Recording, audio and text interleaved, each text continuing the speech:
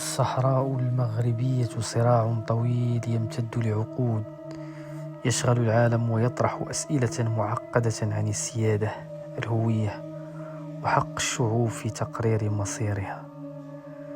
في قلب هذا النزاع تظهر فكرة الحكم الذاتي المغربي كحل عملي وواقعي، لكن ما وراء هذه الفكرة أكثر من مجرد سياسة أو خطة إدارية، فهي محاولة لإعادة التوازن بين مطالب السكان المحليين وحق المغرب في الحفاظ على وحدة أراضيه.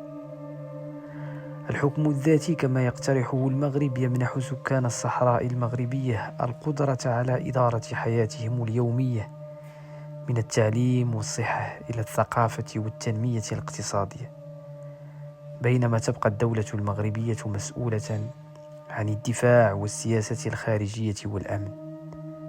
هذا النموذج يضع السلطة في أيدي السكان المحليين دون المساس بسيادة الدولة، ويحول النزاع من صدام على الهوية إلى تعاون ممكن بين المركز والمجتمع المحلي. ما وراء هذه المبادرة ليس مجرد شعار سياسي، بل فلسفة واضحة للتعايش والاستقرار، فهي ترفض المطالب القصوى بالاستقلال الكامل، وتؤكد أن الحلول الواقعية تأتي من مزج الحرية المحلية مع الوحدة الوطنية. على المستوى الدولي بدأ بعض الفاعلين يرون في الحكم الذاتي الطريق الأمثل، لأنه ينسجم مع القانون الدولي ويحقق التنمية ويعزز الاستقرار.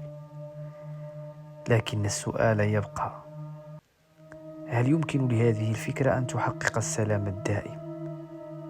ما وراء الحكم الذاتي يكمن طموح أكبر، محاولة لإعادة صياغة العلاقة بين الشعب والدولة، بين الحرية والسيادة، بين الطموح المحلي والمصلحة الوطنية.